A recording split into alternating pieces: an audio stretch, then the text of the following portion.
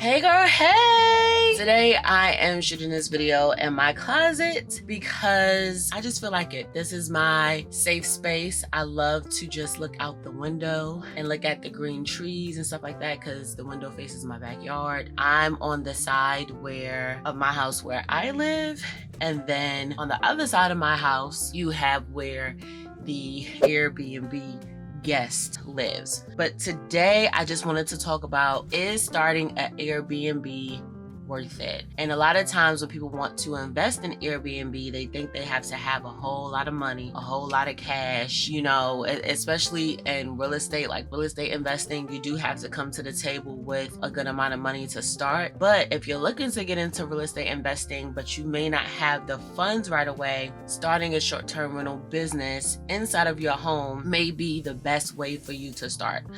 So back in 2021, my husband and I started our Airbnb short-term rental business inside of our home. And one of the reasons why I decided to do it was because honestly, I just wanted a little bit more cash, to be quite honest with you. I was just like, you know, we can get this cash, but not only that, we can use it for vacation. We can also utilize it to pay off your car. Like, I don't know if we're gonna make money, but let's just host our back room of the house on Airbnb and, you know, see what it do. What will it do? And y'all, I remember my grandmother coming down and she stayed in the back room. She was like, I guess you could say she was one of our first guests. She didn't do the booking or anything online for Airbnb, but she was staying in the back room. You know, she said she enjoyed her stay, but here's what we need to fix. So she was like, you need to fix the vent. You need, you know, a better mattress. What else did she say? She was like, you need better pillows. You need a better comforter. You need, you know, a better shower curtain. You need some, you know, like sink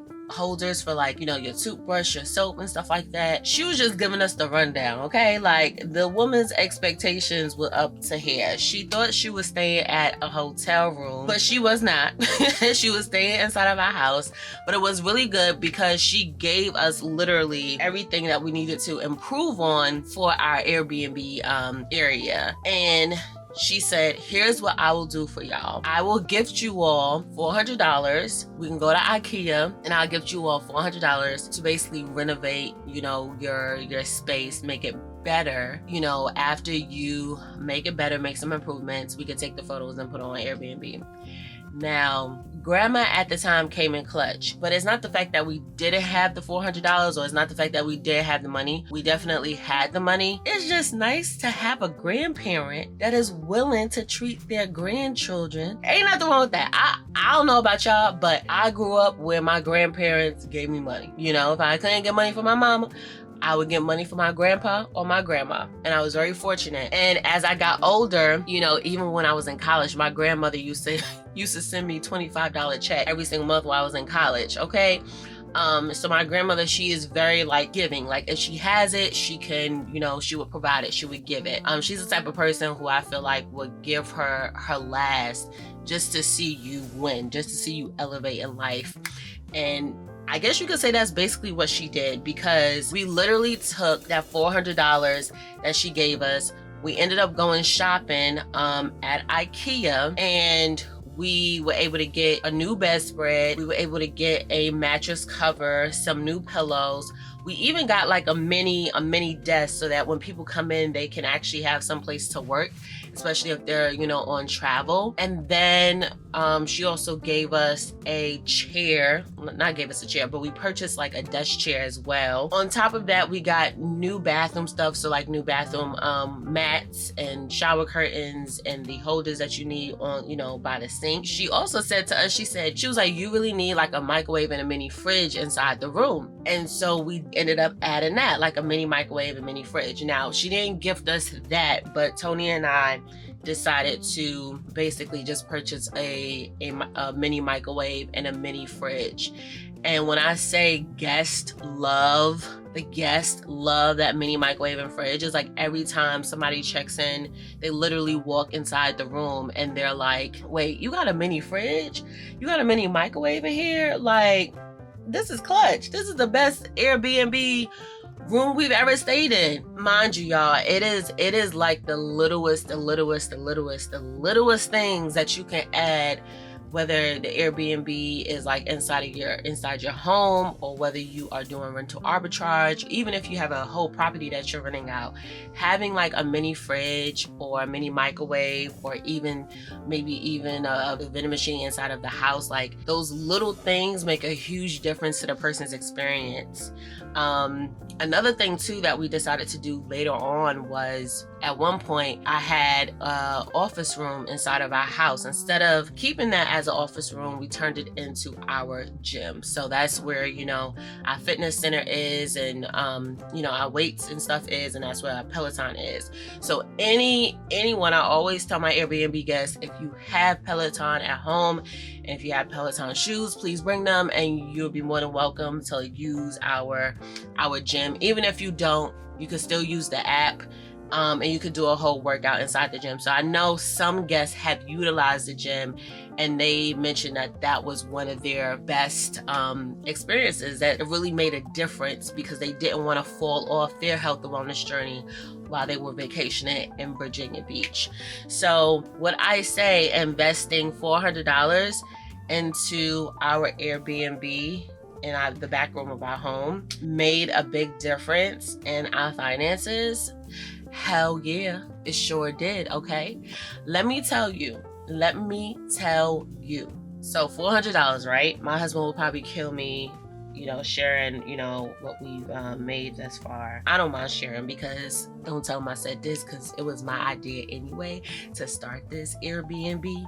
Okay, to have, some extra cash coming. Once he started seeing, people booking back to back, it was like, okay, let's keep it going. Farrah, I ain't no dummy, so let's keep it going. But anyway, y'all, we started it back in 2021. And just to show you all, I don't know if you could do it on this app. We started back in 2021. 2021, and I'll put like a screenshot here. 2021, we made roughly like $5,000. We only had it up for 4 months or 5 months, I can't remember, but we had it up for just a short period of time. So we made roughly like $5,000, and then like around the fall season, we had took the listing off. We actually had someone here like long-term renting out the room, so that was kind of cool. But this year, y'all, 2022, that $400 investment, we are projected to make this. Can y'all see this? Now, y'all might say, in a grand scheme of things, oh, that's just a little bit of money and it doesn't make a big difference, or compared to other people who are killing it in this Airbnb game, that's just a little bit of money. Mind you, what's a little bit of money to some people may make a huge difference to other people. Because let's be real, there's only 1% of people in this country that is considered wealthy, meaning they don't necessarily have to work a day in their life to earn money because their investments work for them, right? For us, this right here makes a difference in a sense of, okay, now we could take this money and invest it in another property that we want to purchase later on, right? This is what we call our real estate investment money. So what started out to be a $400 investment, right? Because like I told you, grandma gifted us $400, and then we also went ahead and purchased the microwave and a fridge, which honestly roughly comes out to no more than $600. But anyway, you get my point. What started out to be a $400 to $600 investment turned into, I still count on my fingers, y'all, so don't make fun of me, 12, 13, 14, 15. It turned out to literally be like $17,000 plus return. Like, you can't beat that. I wish that Tony and I would have saved the initial $5,000 that we made on Airbnb the first year. I really wish that we saved that money. However, what I am proud of us for is the fact that this year, when we decided to put it back up again, our intentions were very different. We went in there with the intention of saying, okay, the money that we make from this back room or Airbnb, especially during the summertime out here in Virginia Beach, we're gonna save that money and one day use it for another investment property. We tried the whole rental arbitrage, not to say that it didn't go well. When we looked at the analytics and when we crunched the numbers, out here in Virginia Beach, it is very, very seasonal.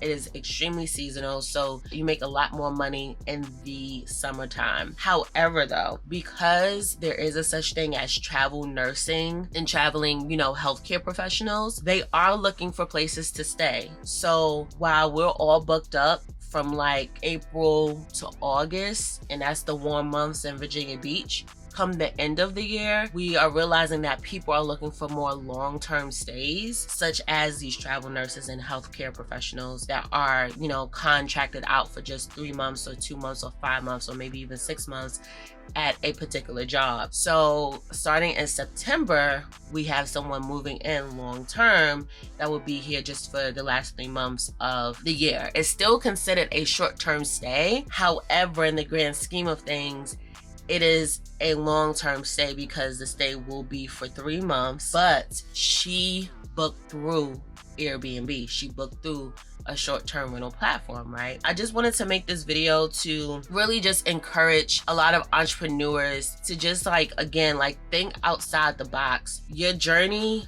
to full-time entrepreneurship is not going to be perfect. My journey towards full-time entrepreneurship is not perfect, not one bit, okay? But I will say where I was 2 years ago, I was a marketing director at a home improvement company, sitting in an office, bored, and 2 months after starting that position as the marketing director, the company got sold, and the next day my whole team got fired and I was a office assistant. I became an office assistant, and then on top of that, they even tried to deduct my pay because I was in a lower position. Office assistant versus a marketing director. My journey has not been perfect, but I prayed on it. And I was just like, you know what? Instead of just giving up and just throwing in the towel, I'm going to keep going. Not even a full year later after becoming an office assistant, literally probably 3 months later, I transitioned back into agency work because for those of you who don't know, my background is in nutrition, PR, and marketing. So after that, I was able to do more agency work, and now I am more so what they call an intrapreneur, because the role that I'm in now, it forces you to actually work. You just can't show up and be like, okay, I punched in the clock and that's that. It's all about client retention, serving the client, a lot of customer service. Just like any entrepreneur, your income fluctuates, every single month for the most part. Of course you have an average, but it fluctuates every single month depending on how many clients you are managing. So an entrepreneur is basically someone where the system is already there for you, it's already built, you just have to work it, and you are on commission. I get paid commission. So it's a great way and it's a great role to be in order to transition into full-time entrepreneurship, because you learn a lot about client retention, you learn a lot about dealing with different people's personalities, you also learn a lot about the market, the economy. If there's a recession, which we're supposedly in now, businesses are slow. When businesses are slow, PR and marketing agencies sometimes can be slow as well, and so we're signing less clients because more companies are now watching their pockets. They're penny pinching. Not way less, but as you know, more companies are just being more careful about where they put their dollars into, or sometimes it can also skyrocket to where, okay, we're in a recession, we need to keep going. We have this money reserved and we're gonna just keep pumping it back into marketing and PR, really focusing on building our audience and really focusing on increasing the sales.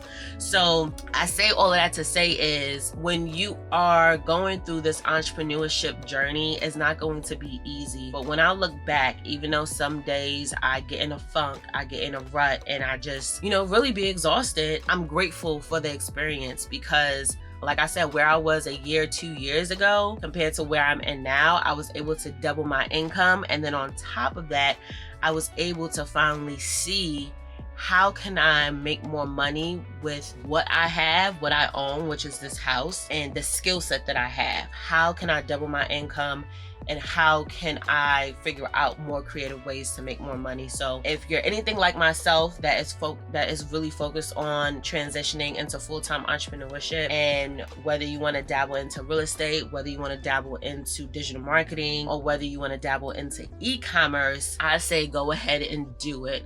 One thing that I will say is focus on a passive income stream. So for us, Airbnb is a passive income stream. The second thing you need to focus on is the area, the job where you have to show up to actually make the money. Of course, we want passive income to just, be there and work for us. But with our Airbnb, we know that's taken care of. It's easy to manage. We have a housekeeper that comes in and flips the room. That is taken care of. That's done. So that money comes in literally every day, every other day, every week, like clockwork. So we never really have to worry about that. And then on the flip side of that, I am the PR digital marketing girl. So I personally love e-commerce. I work with product-based brands. All of my clients are product-based brands, and I also have a product-based brand of my own. So while real estate and Airbnb is going, short-term rental isn't my full-on focus. It's just right now extra cash flow for later use, right? But e-commerce and digital marketing, that is my wheelhouse.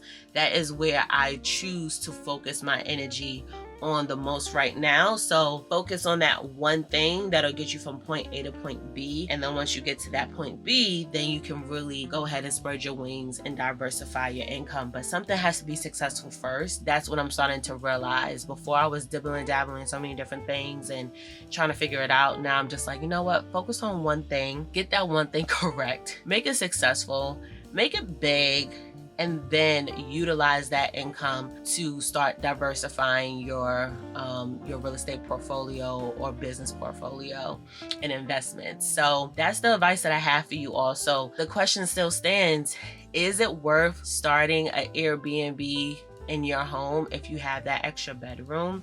The answer is yes. I hope that you realize that after watching this video, because that $400 investment, like I said, turned into a $17,000 plus investment. And I really hope $17,000 plus investment. Don't be scared. And if you are afraid of having strangers inside your home, it is okay. If you do not want to be there while they're inside your home, you can, on weekends, you can stay with a friend. But if you feel fine with other people in your home, that's totally fine too. What I do is always lock my door. For the most part, everybody's friendly. I never had an issue while doing this, especially when my husband's away. I never have an issue while doing this, but I just make sure I lock my door. I have certain equipment, just in case I have to defend myself, period. I have an alarm system, right? So you just want to make sure you have your ducks in a row. You just want to make sure the Airbnb experience is nice for anyone who is staying inside your home, and make sure that you're safe.